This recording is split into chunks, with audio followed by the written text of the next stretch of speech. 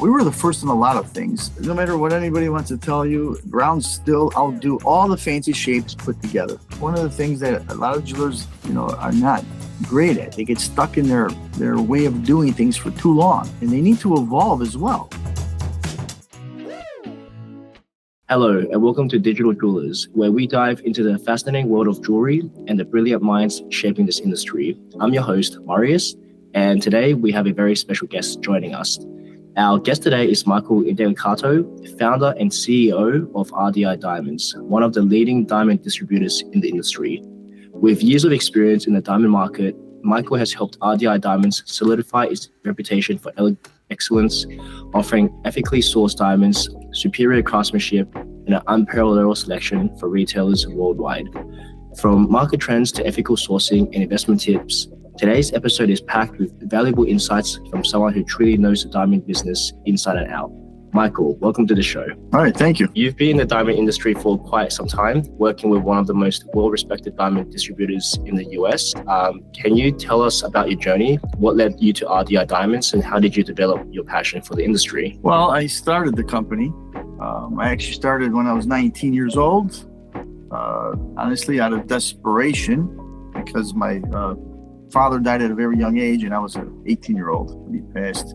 And I had a young family that my father asked me to continue to help and support, which was my young mother at 38 years old and my sister at 12 years old. So I was thrown into a situation where I had to support the family, and it led me to selling gold jewelry at first, and then I got into diamonds a few years later. Leading on to that, RDI Diamonds is known for its commitment to quality and integrity. And I know you said that you were the first making the calls and going to scale. What makes RDI stand out in the diamond market in today's age? We were the first in a lot of things. We were the first to take advantage of FedEx. FedEx, we took advantage in the early 90s. I've learned that, my competition was sending everything through the registered mail, which took 5 days, 7 days to get there. I discovered FedEx. I said, oh my God, I can actually get a diamond overnighted to my customers. So I would actually beat out the competition just merely because I spent the money on FedEx. Now, our industry traditionally is, run by the Jewish industry, the Indian industry, and mainly in New York City. I'm being in Rochester. Has your perspective of the diamond industry evolved over the years? And if so, how? It's evolved because, again, lab grown has played a big part of it. The prices of diamonds have shot through the roof during COVID years, and then the prices came down on the other side just as fast as they went up, like I knew would happen. And as far as where we're going in the near future, I think that prices have stabilized and actually will start to go up in certain sizes. Certain sizes and qualities will actually get to be more harder to find, which in turn makes the prices go up and up. The diamond industry is constantly evolving, and RDI Diamonds is at the forefront of these changes. What are some of the most significant market shifts that you've observed in recent years? Well, again, lab grown has put a dent in the natural, but I do see natural recovering, especially in the larger sizes. Large size diamonds, if everybody noticed, hasn't really gone down as much as the smaller sizes.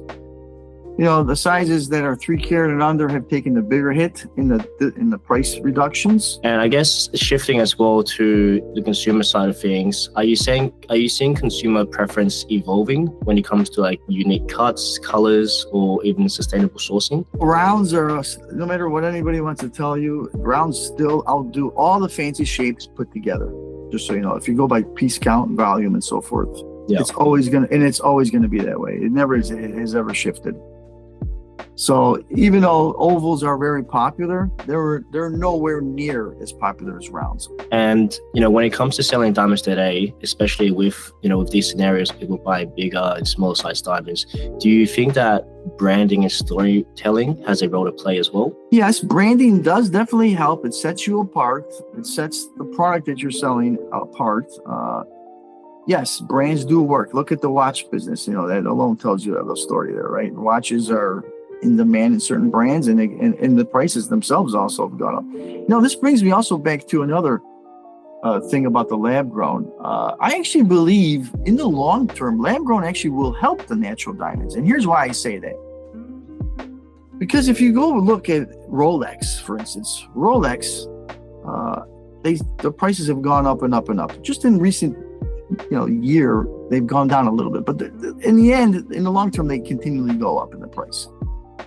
And the demand is heavily there, right? And when it comes to diamonds, ethical sourcing and sustainability has become a major discussion point in the jewelry world as well.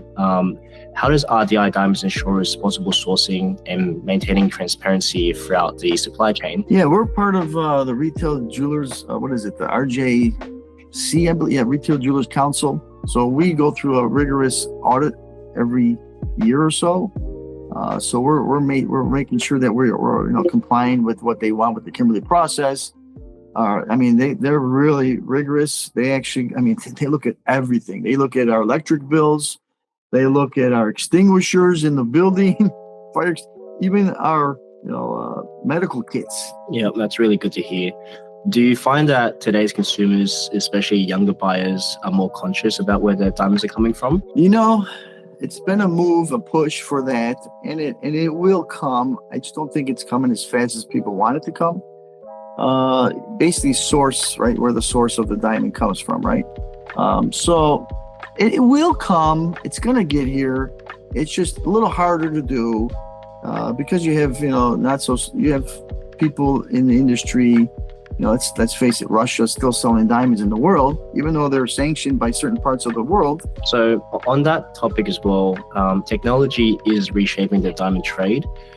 How do advancements like blockchain tracking, AI grading, or online diamond trading platforms influence the way that diamonds are sourced? Do you think that they are playing a role now, or they will play a role in the future? Yeah, they are. AI is going to help a lot of things, as you know, just in everybody's life. But in the diamond business, it will as well. It'll actually probably help produce certain shapes better out of the rough, maximize the rough more so for value, even come up with maybe unique cuts that we never thought of.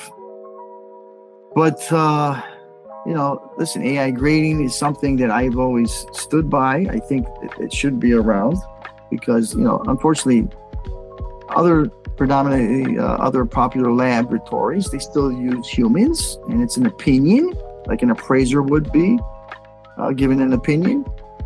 And unfortunately, in certain parts of the world, those laboratories are placed in, hate to say it, but third world type countries that, the income levels of those people that are grading those diamonds can easily be bribed to grade more leniently. RDI Diamonds, you guys have an impressive inventory of diamonds.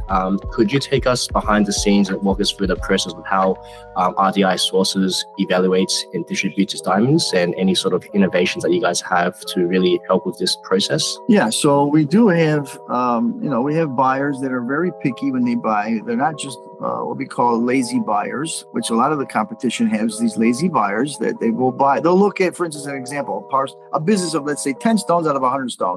They look at them and they go, okay, great. And then they negotiate a price for all the rest of them. We don't do that. We look at every stone. Every stone is evaluated on its own and then, negotiated on its own. Again, that's to eliminate a lot of the weaker graded stones because there's a ton of them out there.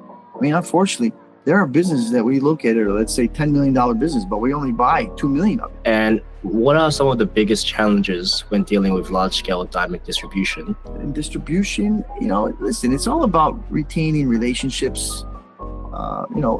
Unfortunately, sales reps come and go, and it's due a lot of times for us, it's because they retire, or or unfortunately, we had a few that passed away in the last few years.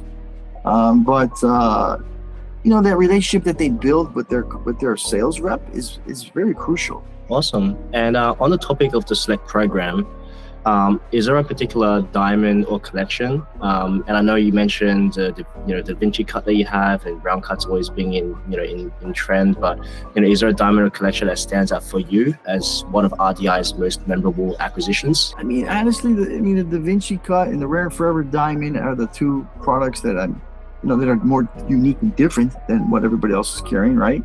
The rare and forever diamond is a round diamond and is fancy diamonds as well. But it's gone through a screening process, through the AI grading process, along with the screening for BGMs, brown, green, and milky, right? Not only that, the light performance also is another aspect of that is important, that it must grade well on light performance. And the Da Vinci cut, like I told you before, is just a nicer, unique, square stone with mixture of different fancy cuts in one that doesn't lose the light performance, and it doesn't lose the diameter size, which a lot of fancy cuts are cut deep. And just circling back to, when you talk about team members and rapport as well, RDI is known for providing excellent customer service and support for retailers. How does RDI help jewelers grow their business and succeed in today's market? Well, we have a lot of tools that I didn't even mention. Again, we're the first to do a lot of things, and that's one of our strengths. We try to innovate, yearly by yearly basis. We look at the industry, we look at what's what's in my opinion ass backwards, and let's correct it, right? So like we also came up with the first inventory links to jewelers. So we have a free inventory link that they can tie to their website with our inventory loaded up there, and it's free. And it's always been free. In the very beginning, when people started copying us, they were charging thousands of dollars to do this. When it comes to these independent stores, for aspiring jewelers and those looking to enter the business, what key advice would you give to help them build a successful and sustainable career? As long as they can continue learning, that's one of the things that a lot of jewelers, are not great at. They get stuck in their way of doing things for too long, and they need to evolve as well. I mean, maybe they don't need to evolve as fast as, let's say, myself, our company, but they need to evolve.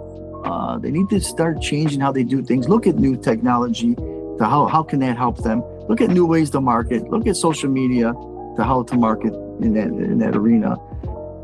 The young generation, hire the young generation, because a lot of the young generation, employees can actually help you get into these new things, right?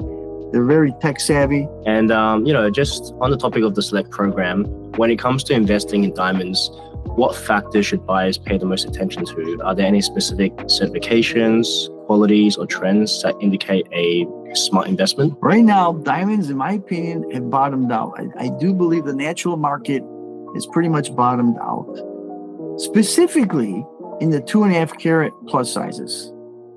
If anything, in the very short term, you'll see a rise in the 2.5 carat sizes, the 3.5 carat sizes. And in some larger stones, you'll see a rise in the prices, like 6 carat, 7 carat, especially fancies in the bigger sizes. They're just harder to get. Awesome. So now it's time for our quick fire round, where we ask you a series of rapid questions and you answer with the first thing that comes to mind. You ready for it? Sure. Okay. Round or fancy cut diamonds? Round. Okay. Biggest diamond trend right now? 2.5 carats. Okay. Favorite diamond shape to work with? Rounds. Okay, yeah. Lab grown or natural diamonds? What do you see in the future? Natural. Yep. The most incredible diamond you've ever held? Most incredible one was a 20 carat round. 20 carat round? Yeah, it was a beautiful, internally flawless. Okay. That sounds like an amazing diamond. Well, Michael, this has been a really incredibly insightful conversation. Before we wrap up, where can our listeners connect with you or learn more about RDI Diamonds? Well, you can go to obviously our website, rdidiamonds.com.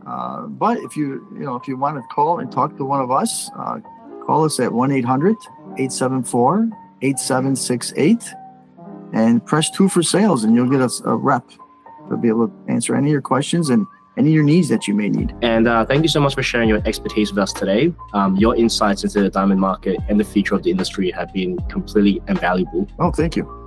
Well, it's been a pleasure to be here. And thank you to all of our listeners for tuning into Digital Jewelers. Don't forget to subscribe, rate and review our podcast on your favorite platform. We'll see you next time for another brilliant conversation about the world of jewelry. Until then, keep shining.